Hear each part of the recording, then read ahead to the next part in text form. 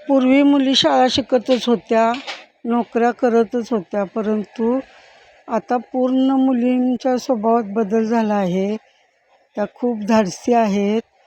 पूर्वीसुद्धा खूप धाडसी मुली होत्या, नव्हत्या अशा नाही. इतिहास काळापासून मुली खूप धाडसी आहेत हे मुलींनी दाखवून दिलेले आहे.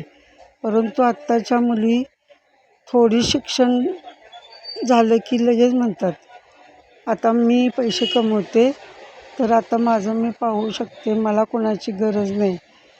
मी ज्याच्यावर प्रेम करते त्याच्याशीच लग्न करणार किंवा आम्ही लिव्ह इनमध्ये राहणार, असं करून त्या बाहेर पडतात घरातून. आणि नंतर त्यांना कितीतरी समस्यांना तोंड द्यावं लागतं. कारण कितीतरी मुलींनी आपला जीव गमावलेला आहे आणि कितीतरी मुलांनीसुद्धा आपला जीव गमावलेला आहे. आणि फक्त हे धाडस करतात त्यामुळे, परंतु त्यानंतर जे त्यांना परिणाम भोगावे लागतात त्यांना त्याची काहीही माहिती नसते.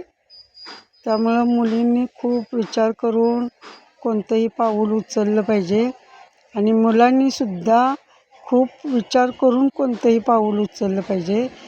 कारण आपलाही जीव किंवा दुसऱ्याचाही जीव धोक्यात घालणं खूप चुकीचं आहे. आजकालची मुलं कशी वागतात हे त्यांचं त्यांनाच कळत नाही. प्रत्येकाचा स्वभाव वेगळा असतो. सगळीच मुलं काही वाईट नसतात आणि सगळीच मुलं चांगलीही नसतात. काही मुलांचे स्वभाव फार विक्षिप्त असतात. एका मुलीला दिवस गेले होते आणि ती घरातील कामं आवरतच होती, तोपर्यंत तिचा नवरा घरी आला आणि तिला काहीतरी काम सांगितले. ती अवघडलेली असल्यामुळं तिला पटकन ते काम करता आलं नाही आणि तो गडबडीत असल्यामुळं चिडला आणि तिच्या पाठीत लाथ घातली. यावरूनच कळते की आपण काय वागतो याचे गांभीर्य जरासुद्धा नसतं मुलांना. जर बरं वाईट काहीतरी झालं असतं किंवा त्या बाळाला काहीतरी झालं असतं किंवा त्या मुलीला काहीतरी झालं असतं, त्या मुलीच्या जीवावर सुद्धा ही गोष्ट बेतू शकते, हे मुलांना कळत नाही.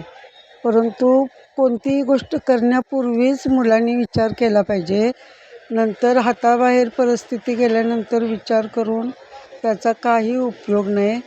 म्हणून कृती करण्यापूर्वी विचार करा, नाहीतर त्याचे गंभीर परिणाम नंतर भोगावे लागतात.